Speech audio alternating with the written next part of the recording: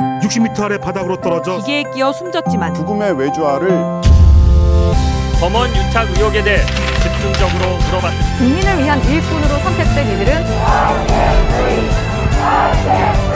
국가로부터 생명을 지키고 싶다고 절규했습니다. 반창고 자국으로 가득한 모든 의료진들이 연대하여 덕분에 감사합니다.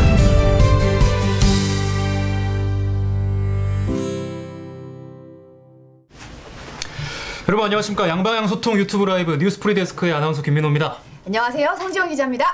이 두 샷을 굉장히 오랜만에 보실 것 같아요. 예, 일주일 만에 보시죠. 휴가 잘 다녀오셨나요? 잘 다녀왔어요. 안 그래도 이산유님이 휴가 조심히 잘 다녀오셨나요? 해주셨는데 네, 잘 다녀왔습니다. 하지만 전국에 너무 많은 비가 내려가지고 그렇죠. 진짜 비가 와도 너무 많이 오니까 걱정이 너무 많이 되더라고요. 네, 저도 통 기자 휴가 가신 동안 굉장히 걱정 많이 했는데 다행히 오늘은 그 태풍 5호 그 장미가 오후 5시쯤에 소멸을 했다고 합니다. 그나마 좀 다행한 소식입니다. 근데 태풍은 사라졌지만 이 비구름대가 남아있다고 해요. 그래서 내일까지는 많은 비가 온다고 하니까 여러분들 다들 조심하셨으면 좋겠습니다. 네. 자, 댓글 몇 개 좀 읽어드리고 시작을 해보도록 하겠습니다. 그럴까요? KJJ님이 이게 저번 주부터 사실 유행하던 댓글이거든요. 노모 기자가 이걸 꼭 읽어달라고. 그러게요. 예, 나사 연구 결과 잘생길수록 좋아요 잘 눌러라고. 잘 눌러주세요. 예, 안 누르신 분은 참아 여기까지. 김민호 아나운서는 어디 갔다 왔나요? 하고 크라이시스님이 물어보시는데요. 제가 뭐 집안일이 좀 생겨가지고 다녀왔습니다. 네네. 제 걱정까지 감사합니다. 지단이님이 이휘준 고정이라고. 지단이님 노력하겠습니다. 섭섭해. 섭섭해. 어쨌든 감사합니다. 이준 씨가 너무 고생했어. 어쨌든 이번 주는 저희 둘이서 한번 다시 오리지널 컨텐츠로 여러분께 한번 감동을 선사해 드릴 수 있도록 노력해 보겠습니다. 네. 그럼 첫 순서부터 시작해 보겠습니다. 네.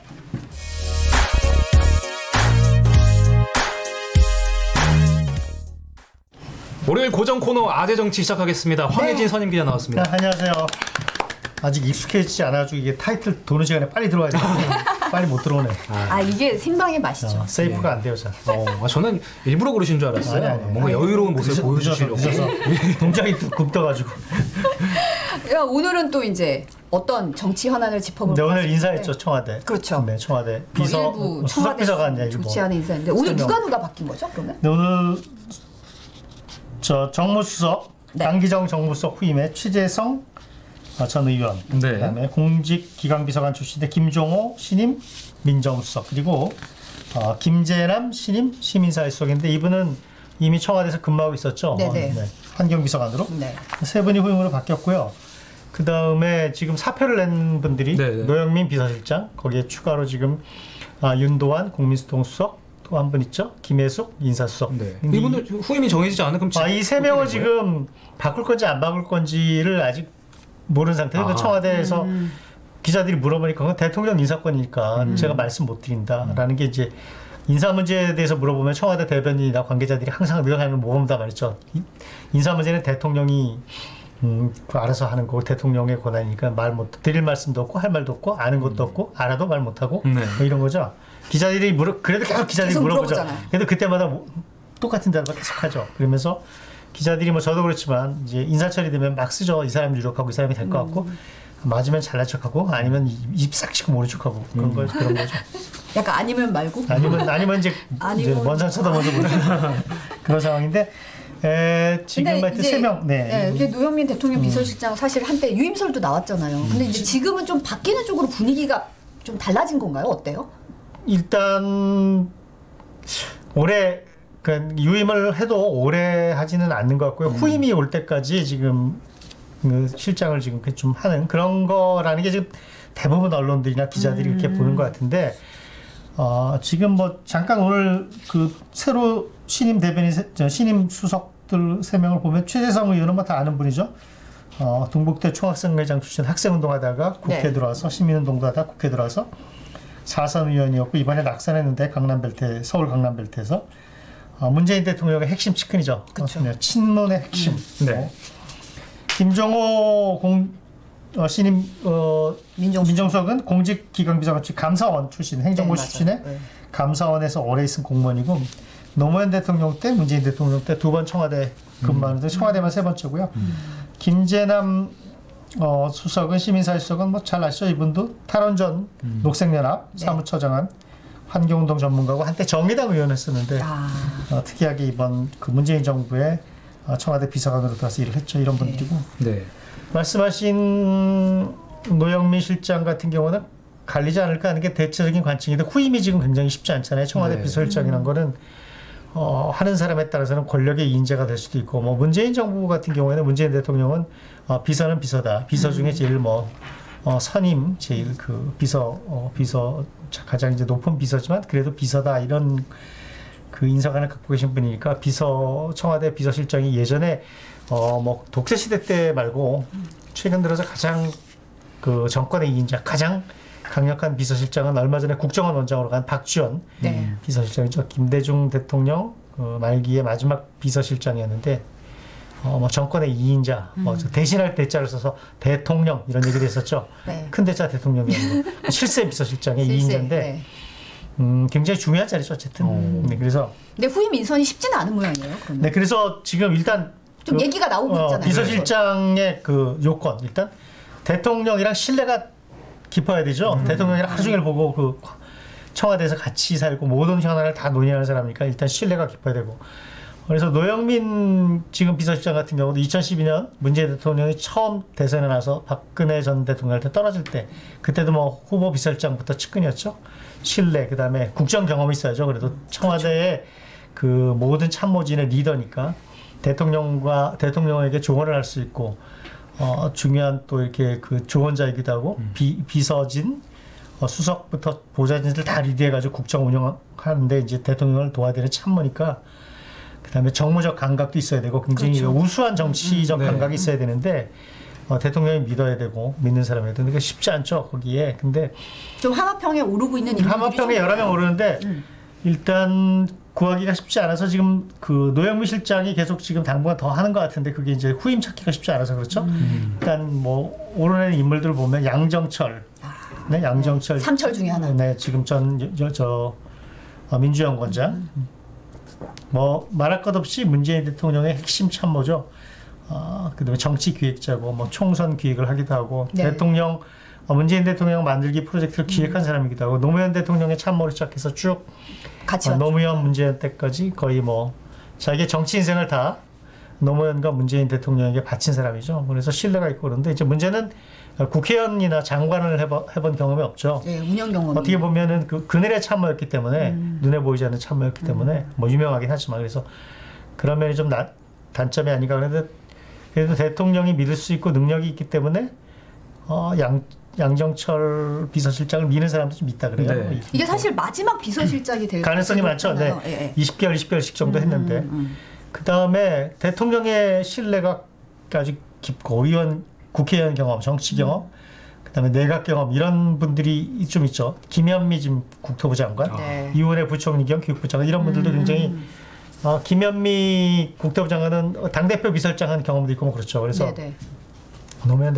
문재인 대통령의 신뢰도 깊고 국정 경험, 당과 내각의 경험도 다 있고 그래서 괜찮은 건데 이제 김현미 국토부 장관 같은 경우는 부동산 지금 사태에 그 책임자로 굉장히 이렇게 뭐랄까 타겟이 돼 있어서 데려다 쓰기에는 비서실장으로 상당히 정치적 부담이 있지 않을까. 야당의 그 공격 타켓 국민들이 좋아할까 납득할까 뭐 그런 소리 부분이 있죠. 돌면서 벌써 인터넷 댓글이 부글부글 끓더라고요. 사실은. 네, 네네. 네. 그런 면이 있고 이은혜 부총리 같은 경우에도 정치적 비중, 국정 경험, 또 정무적 감각 다 훌륭한데 대통령하고 아주 신뢰관계도 깊고 뭐 여성 대통령 비서실장도 뭐 처음 해보고 괜찮은 네. 카드인데 또 개각을 해야 되니까 부총리급 정도의 그 인사를 바꿔야 되니까 그런 후임 인사 부담도 있고 그래서 뭐 우윤근 전 원내대표 러시아 대사관 네. 대통령하고도 신뢰관계가 있고 정무감각도 있고 네. 그 얘기도 나오고 정치인이 아닌 사람 중에는 정혜고 전 대통령 직속 정책기획위원장 있죠. 성공회대 교수. 네. 그분은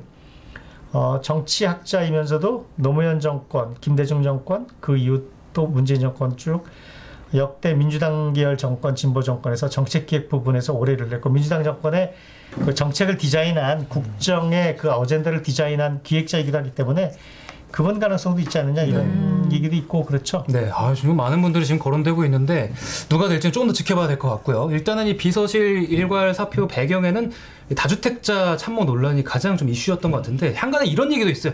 이분들이 집을 팔기 싫어서 지금 사퇴한 거 아니냐? 이거 어떻게 생각하십니까? 이게 이제 김원조 전 민정수석 얘기일 거예요. 김조원. 김조원 참.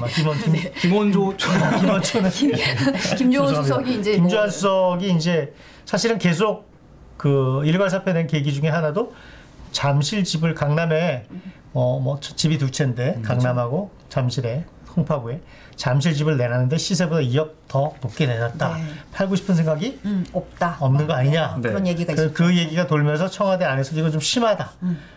라는 얘기가 돌고 그 다음에 곧바로 이제 그 노영민 실장이 전부 일괄사표 뭐 5명 해서 냈잖아요. 근데 뭐 싸웠다라는 얘기도 그런데 있고 이제 뭐 여러 가지 그 뉴스가 얘기는 돌고 이제 있어요, 뭐 사실. 퇴위에 싸웠다는 건 가짜 뉴스라고 오늘 청와대에서 네. 청와대 대변인이 해명을 얘기했죠. 했고요. 네. 네.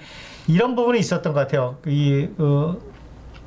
김정은 수석 같은 경우는 이제 자기가 집을 산 게 하나는 1991년, 하나는 2001년이니까 30년 전, 20년 전이고 투기한 것도 아니고 나름대로 필요가 있어서 산 건데 자기가 마치 무슨 부도덕한 투기꾼인 것처럼 자꾸 팔라고 하는 과정에서 이분이 굉장히 성격이 깐깐하대요. 그 뭔가 좀 자기가 이렇게 몰아붙이느냐 하는 면에서 좀 기분이 나빴지 않았냐, 감정이 상했지 않았냐, 뭐 이런 얘기도 돌고요. 그래서 본인이 뭐 나가버리겠다라고 이렇게 얘기를 한 거 아니냐 이런 얘기도 돌아요. 그래서 근데 그 부분에서 본인이 굉장히 좀 억울해하고 화가 났다는 얘기도 있어요.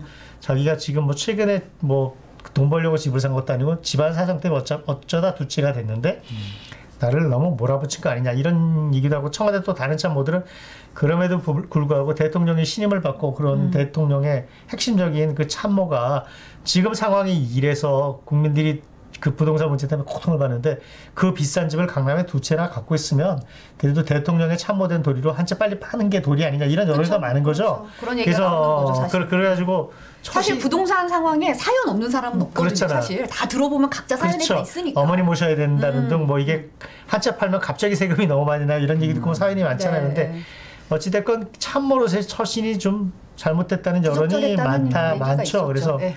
어쨌든 나갈 때 별로 아름답지 않게 나갔는데 사실 문재인 대통령이 굉장히 신임한 사람이었거든요. 그리고 그래서 계속 뭐 도와달라 그래서 이제 수석으로 앉혔는데 이런 부분은 하여튼 끝맺음이 안 좋았어요. 그래서 여론도 안 좋고 특히 지금 부동산 문제 같은 경우 이런 다주택자 처분 과정에서 너무 여론이 나빠가지고 대통령 지지율이나 그 민주당 지지율 떨어지는 데 가장 큰 몫을 했고 여권 안에서 위기의식이 심각하죠. 지금 부동산 문제가 그렇죠. 제가 뭐 그런 얘기를 한번 드린 기억이 나는데 이걸 잘못 다루면 정권 재창출이 물 건너갈 수도 있고 야권에서는 역으로 혹인데 그런 경험이 한 번 있잖아요. 2006년에 노무현 전 대통령, 노무현 정권 당시에 참여정부 당시에 2006년에도 뭐 수도권에 뭐 버블7이라 해서 집값이 엄청 올랐잖아요. 맞아요. 네. 그러면서 대통령 지지율은 뭐 그것 때문만은 아니지만 10%대까지 떨어지고 그 당시에는 상황이 좀 지금보다는 다르죠. 지금은 그래도 대통령 지지율이 한 40%에서 계속 마지노선을 유지하면서 이렇게 맞아요. 버텨줘요. 그렇죠. 핵심 지층이 더 좀 단단해진 거죠. 두 번째는 지금은 국회 상황이 그 당시는 노무현 정부는 외로웠죠. 외롭죠. 힘들었죠. 네. 과반수가 아니었어요. 네. 과반수가 아니었고 과반을 못 넘었고 지금은 그렇지만 과반에서 훨씬 넘어서 국회에서 약간 버틸 수가 있죠. 여당이 민주당이 버티먹고 그리고 뭐 그런저런 사정이 좀 다르죠. 네. 근데 이번에는 좀 정당 지지율 얘기 한번 짚어봐야 될 것 네. 같아요. 이 얘기가 나온 김에 사실 총선 압승 넉 달 만에 민주당 지지율이 지금 통합당이랑 거의 비슷해졌다는 붙었죠. 네. 조사 결과가 나왔단 말이에요. 통계학적으로는 그냥 붙은 거죠. 거의. 그 여론조사 CG 한번 보죠. 네. 거의 뭐 막상막하네요. 이게 리얼미터 YTN 가장 최신판인데 지금 네. 보시면 민주당 35.1, 통합당 34.6, 0.5%포인트 차이 거의 뭐 똑같죠 통계적으로. 근데 민주당으로서는 엄청난 충격이겠는데요. 이 정도. 상당히 지금 위기의식이 있죠. 네. 위기의식이 있어가지고 이게 이제 가장 큰 게 부동산. 네. 부동산 문제 뭐 다 알지만 부동산이 갑자기 너무 오르고 이게 안 잡히고 사실 문재인 대통령 취임 초기부터 부동산 잡자, 부동산 너무 빨리 오른다, 많이 오르고 부동산 문제 해결하면 피자도 쏘겠다 뭐 이런 네, 말씀도 하고 그랬잖아요. 맞아요. 대통령이 그런 얘기도. 하여튼 그래서 지금 이게 이제 물론 이제 여러 가지 이유가 있지만 그 정책의 문제도 있고 그리고 뭐 여러 가지 있지만 저금리에 돈이 너무 많이 풀렸죠. 전 세계적으로 유동성이 뭐 어려운 경쟁력으로 이런 유동성 상황에서, 그쵸. 쉽게 말해서 돈 푸는 거죠. 돈. 네. 코로나 위기 극복하느라 계속 돈을 풀었죠. 그래서 경기의 급격한 하락은 막았지만 부작용으로 지금 주식시장에 돈이 들어와서 뭐 주식시장은 버텨주니까 좀 긍정적인 측면이 있어요. 네. 있는데 부동산에 지금 뭐 너무 지금 폭등하고 버블이 생긴 건데 어찌됐건 그 때문에 지금 여론이 안 좋. 특히 문재인 대통령을 굉장히 열성적으로 지지해준 30대, 40대 거기에 여성, 30대 여성 물론 이제 그 부분에서 지지율이 빠진 게 굉장히 충격적인 거예요. 그래서 특히 서울 수도권에서도 빠지고 경기 인천 빠지고 그렇죠. 문재인 대통령과 민주당 정권의 핵심 지지 기반이에요. 거기서 많이 빠졌고 특히 이제 그 박원순 서울시장의 성추행 의혹 사건이 민주당도 지금에 와서는 야 우리가 대응을 좀 너무 잘못했고 박원순 시장에 대한 애처럼 안타까운 몇십 년 동지에 대한 미안함, 뭐 황당함 이런 것 때문에 너무 우리가 뭐 예를 들어서 피해 호소인이라는 그 규정, 피해자를 피해자로 네. 부르지 않고 그 다음에 뭐 이해찬 대표 당시 대표의 그 험한 말, 네. 욕설 파문 이런 것들 때문에 우리가 특히 우리의 핵심 지지층인 20, 30대 여성들이 얼마나 쇼크를 받았는지를 우리가 그때 잘 못 챙겼다 이런 반성들이 있는데 그걸로 확 빠져서 그 지지층이 좀 빠지고 있어서 이제 부동산 문제는 김태년 원내대표 오늘 대통령한테 말씀했지만 일단 우리가 정책적인 그 조치는 다 취했다 이제 더 안 올라가고 빠지고 효과가 날 거다. 그래서 사실 이번 부동산 조치가 굉장히 센 거예요. 살 때, 가질 때, 팔 때 전부 세금으로 억누르고 여러 가지 뭐 조치 취하고 공급 조치 취했기 때문에 아마 더 이상의 정책을 하긴 쉽지 않을 겁니다. 세금으로. 네. 그래서 효과를 좀 보자 이거죠. 예, 저희가 이제 여론조사 업체가 많이 있기 때문에 네. 또 다른 결과를 하나 갖고 왔거든요. 갤럽 있죠, 갤럽. 예, 갤럽 조사는 좀 달라요. 이게 지난 10일 갤럽 조사인데 민주당이 덜 빠졌어요. 37. 네. 미래통합당이 25. 그래서 여기는 12%포인트 아직 더불어민주당이 네. 높거든요. 그런데 결국 물론 되게 차이가 나는데 왜 그런 거예요? 근데 이것도 통합당이 5% 올라서 많이 오르긴 했는데 이게 조사 방법이 좀 다르다 그래요. 갤럽은 네. 전화 면접 조사예요. 전화로 직접 조사원이 하나하나 이제 전화 통화를 하면서 하는 거고 그다음에 그 리얼미터는 ARS 응답이에요. 자동 응답. ARS.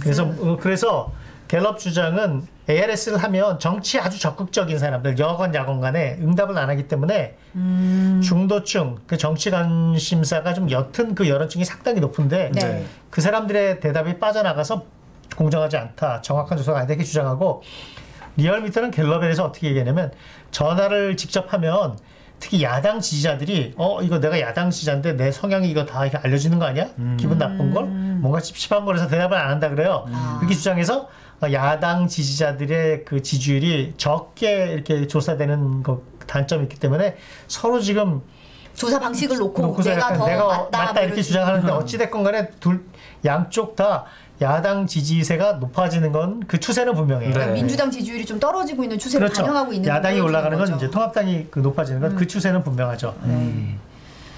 저 민주당 내부에서는 그럼 지지율 급락을 어떻게 그 가장 좀 주요한 이유로 뽑는 건 어떤 부동산으로 보자. 부동산인가요? 부동산 역시 민주당도 아주 심각하게 보고 부동산 그다음에 자 보시면 총선에서 압승한 다음에 뭐 있었습니까? 기억은 좀 그 희미하지만 그 비례정당에서 온 양정숙 변호사 부동산 사건 있었죠. 그다음에 연달아 부동산 악재가 네, 터졌죠, 사실. 네. 그다음에 윤미향 그 정의연 그거는 뭐 아직 실체는 안 저기 밝혀지고 있지만 하여튼 그 정의연 사태 그것도 뭐 좋은 일은 아니죠. 어쨌든 그다음에 뭐 있었죠? 오거돈 전 부산시장 성추행 사태 그다음에 부동산 쭉 있었고 거기에 박원순 전 서울시장 고인되셨지만 그분의 비서 성추행 의혹이라는 게 연달아 쭉 터지면서 핵심 지층을 강타한 거예요. 그게 그러면서 정책의 신뢰성이 떨어지고 민주당에 대한 신뢰성이 떨어지고 특히 민주당이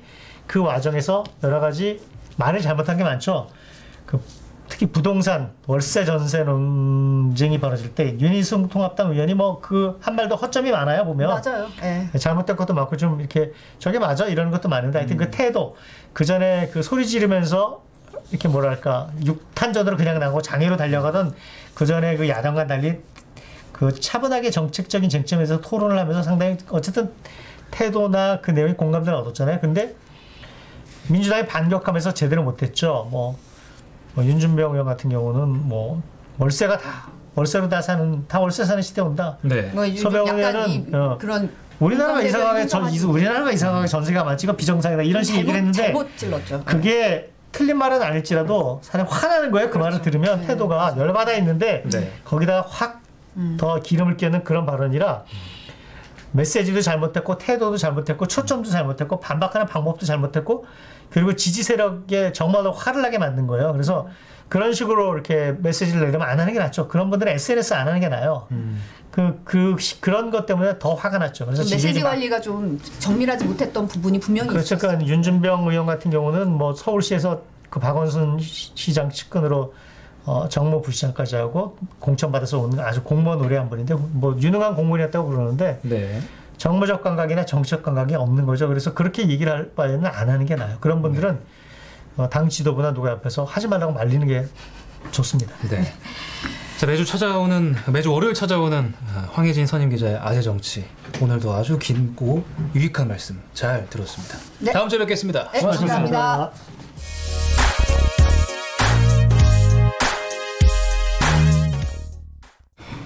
네, 큐시트 산책 노재필 기자입니다. 반갑습니다. 안녕하세요. 지난주에 오랜만에 뵙네요. 지난주에 참 많이 두 분을 제가 보고 싶었어요. 지키느라 너무 고생 많으셨어요. 네. 제 선배라서 이런 말씀 드리기 좀 그렇지만 굉장히 신나 계시더라고요. 지난주에. 왜 그러신 조금 거예요? 신나 보이는데 예. 아무튼 뭐 이게 반갑네요, 병이가. 우리 그동안 많이 정들었나 봐. 본인 자리를 찾으신 것 같습니까? 저는 이게 좋아요. 이게 좋고. 산책을 다니는 게. 예. 아까도 말씀하셨지만 이휘준 아나운서가 고생 많으셨거든요. 고생 많았죠. 그래서 다시 또 모셔야겠죠. 지금 댓글 올라가는 속도가 네. 엄청나요. 와, 노재필 기자 어서 오세요. 뭐. KJG님 노 기자가 최고요. 이거 저 동양분이신 것 같은데? 예. 에단유님, 유나리님. 네. 안대님이 노재필 기자님 어서 오세요. 네, 뭐 제가 일주일 비우시면 이렇게 제 인기가 이렇게 하늘을 치솟습니다. 그러니까 그러네요. 자리 많이 비우시면 안 되고요.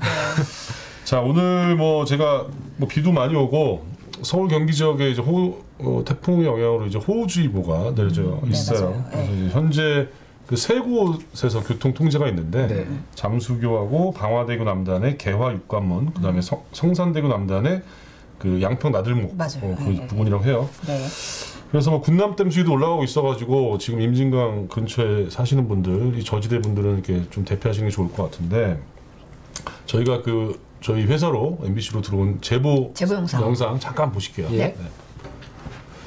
근데 이게 어제 어마어마하네요. 어마어마하죠. 이게 어제 낮에 그 당고개역에서 불암산을 찍은 거래요. 근데 무슨 폭포가 있잖아요. 저 폭포 같아요. 이거는 또 근데 이거는 또 돼지들이네요. 남원에서 돼지들이 그 수해 이제 피해서 이제 있는 모습이고 저건 이제 한우가 다 소가 저렇게 안타깝습니다. 지붕에 지붕에 올라갔는데 어떻게 올라갔는지 참 궁금하기도 한데 굉장히 안타까워요. 얼마나 살고 싶었으면 네. 저기 올라가 있겠습니까?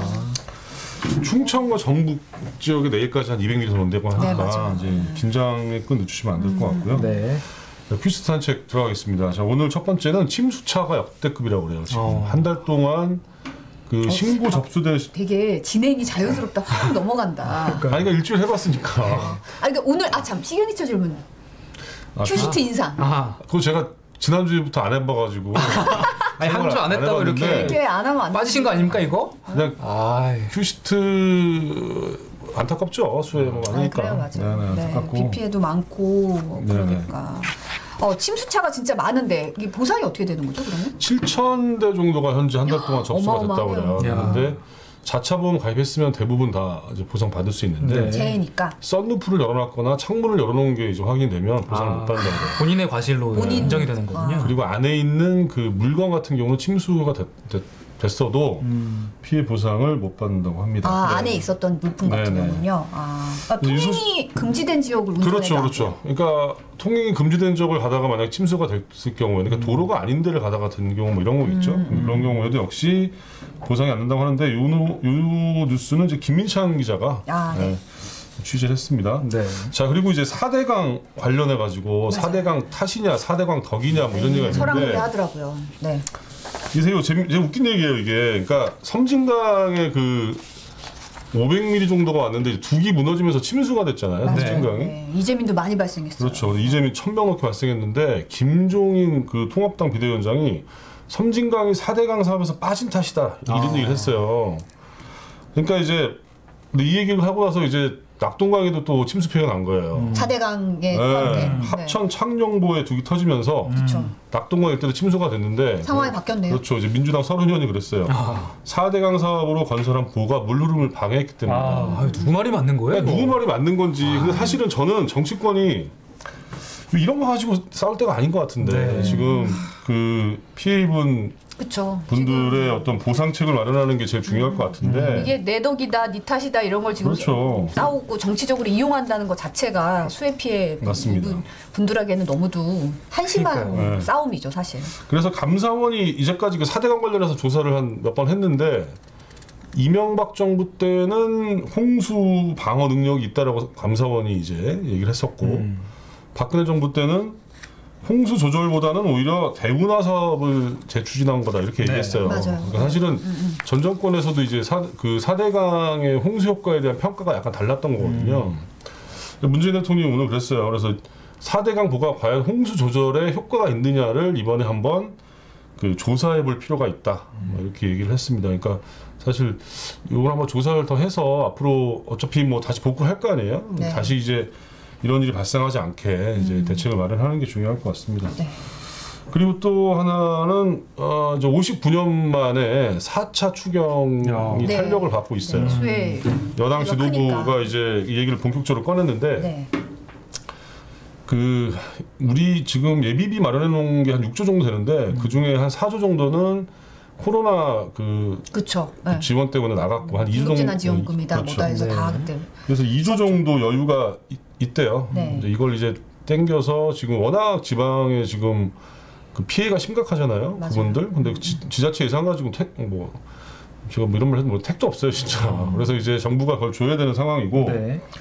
또 하나는 그 재난지원금도 15년 만에 인상하는 방안을 추진 중이라고 그래요. 그동안 인상이 안 됐더라고요 이게. 안 됐는데 사실은 이게 집이 이제 피해를 입어가지고 뭐 다 날아가고 뭐 반파되고 뭐 이러면은 수리비가 많이 들고 새로 지어야 되잖아요. 근데 1,300만 원에 묶여 있었던 거예요. 15년 동안. 아니, 1,300만 원 갖고 15년 전에 1,300이랑 지금이랑 너무 가치가 다르잖아요. 그때 15년 전에는 그거면은 뭐 이렇게 조금 뭐 예. 좀 가능했지만 지금은 사실은 더 어렵잖아요. 그래서 이것도 이제 그 당정에서 논의해서 조금 현실화시키는 방안을 정세균 국무총리가 지시를 했다고 해요. 네. 그래서 피해 보신 그 주민들께 조금이나마 위안이 될 수 있는 그런 대책이 나왔으면 하는 바람입니다. 사실 4차 추경까지 하는 거는 굉장히 드문 사례긴 그렇죠. 하죠. 그만큼 올해 어떻게 보면 뭐 코로나니 뭐니 이게 굉장히 저 댓글에서 봤어요. 2020년 지우고 싶다. 저 2020년 잊지 못할 해다고 평생 이런 댓글도 많아요. 모든 나라에서 그냥 이렇게 삭제했으면 좋겠다. 진짜. 너무 심하다. 코로나다, 뭐 수해다, 너무 힘든 한 해다 이런 얘기 많이 하시더라고요. 그래도 모르겠어요. 저는 우리나라는 그래도 대처를 잘 하고 있는 거 아니에요? 코로나가 딴 나라에 그나마 비해서는. 낫죠. 예. 뭐 몇 번 말씀드렸지만 뭐 아베나 뭐 트럼프나 뭐 브라질 대통령도 그렇고 딴 데는 좀 뭔가 코미디스럽게 코미디스러운 그런 상황이 많은데 아무튼 그리고 또 다음 소식은 뭐냐면요. 병장 월급이 100만 원이 된대요. 그러니까 2025년까지 96만 원을 지금 54만 원인데 단계적으로 인상을 해서 96만 원까지 이제 인상을 얼마 한다는 받으셨어요? 건데 저는 기억이 안 나는데 한 2만 원이 안 됐던 것 같아요. 16,000원 정도 받았나? 12,000원? 네. 오. 그거 뭐 PX에서 조금 사 먹고 뭐 그랬죠. 그럼 끝이네. 그럼 끝이에요. 예. 저는 한 10만 원 초반대 정도 받았던 것 같아요. 두 분 다 연식이. 근데 10만 원이면 그래도 군대 제대한 지 얼마 안 된 거예요, 그렇지. 사실은. 그렇죠. 그 사이에 좀 많이 인상했잖아요. 그러니까 이게 라떼이즈 호스라고 지금 라떼 얘기하고 있는 건데 사실 저 앞에 계신 국장님은 아마 제가 보기에 한 2,000원 받으셨나 보죠. 아니 뭐 무급 아니었습니까? 4,500원 받으셨답니다. 정말. 근데 또 더 오늘 인상적인 거는 잡초뽑기 같은 거 이제 안 시킨대요. VS킴님이 난 9,000원. 9,000원. 태사님이 14,000원 받으셨어요. 자 여기서 나이들이 다 나오십니다. 라떼 지금 라떼 댓글창이네요. 지금 라떼이즈 호스. 네. 자 40초 남았는데 다음 퀴즈로 갈게요. 네. 남대문 시장에 케네디 상가라는 게 있대요. 맞아요. 예. 네, 거기가 여성 칼국수 굽는 바로 앞이에요. 가보셨어요? 남대문 여성복 사랑하거든요. 전문 뭐 네. 상가라고 하는데 거기 상인 8명이 이제 코로나 확진이 나왔습니다. 그러게요. 그래서 그 중에 한 분이 경기도 고양시 반석교회 네, 그쪽에서 감염되신 교인이신 걸로 거더라고요. 나오는데 그래서 지금 방역당국에서 지난달 30일부터 지난 8일까지 케네디 상가를 방문하신 분들은 자발적으로 검사를 받으셔라 이렇게 권고를 했습니다. 이 소식도 이따가 이제 뉴스데스크 네네. 시간에 자세하게 전해드리겠습니다. 네. 뉴스프레이 데스크 저희가 준비한 소식 여기까지입니다. 본방에서 수해 피해 소식 더불어서 많은 소식 준비되어 있으니까 꼭 확인하시고요. 저희는 내일 다시 돌아오겠습니다. 네, 감사합니다. 고맙습니다.